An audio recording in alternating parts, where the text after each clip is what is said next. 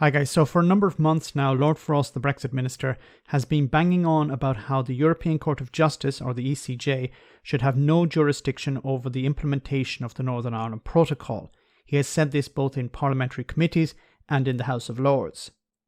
However, as I've pointed out before, Lord Frost is a bit like Michael Gove, a slippery character who likes to avoid using direct language that he can be held to later on.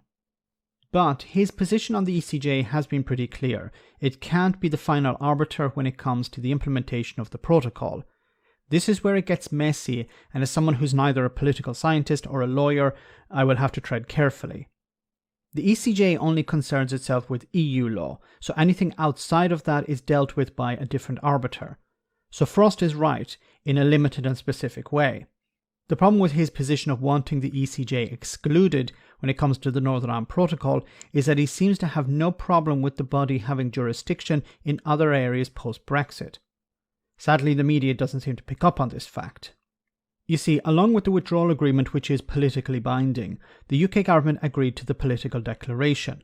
In it they said that they would like to participate in some EU-led projects. Two, for example, are Horizon Europe and Euroatom. The problem is that both of which the ECJ have jurisdiction over.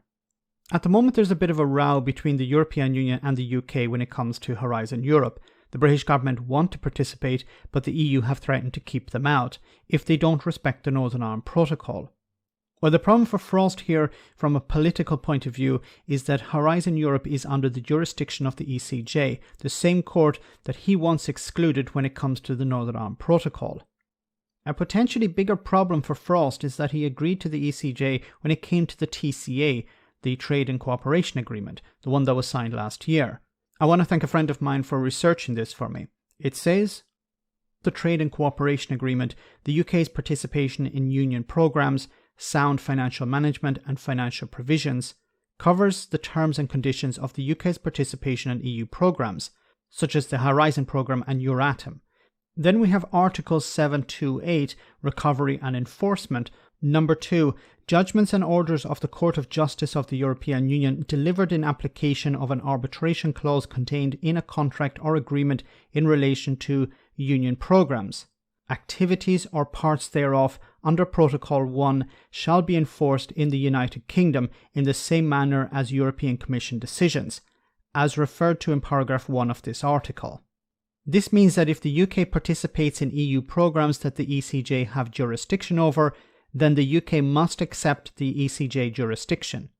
So you're probably asking, why is the ECJ jurisdiction a problem when it comes to the Northern Ireland Protocol?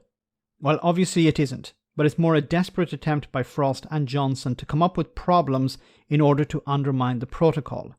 Lord Frost recently stopped talking about the ECJ, which could mean that he has moved away from using it as a tool to convince the public that UK sovereignty is somehow under threat. He could have quietened down on the ECJ because he hopes to use it again as an issue in the future. But once again, if Frost and Johnson truly had a problem with the ECJ, they wouldn't want to sign up to the Horizon Europe or other EU programs. Let me know in the comment section, guys, what you think about all of this.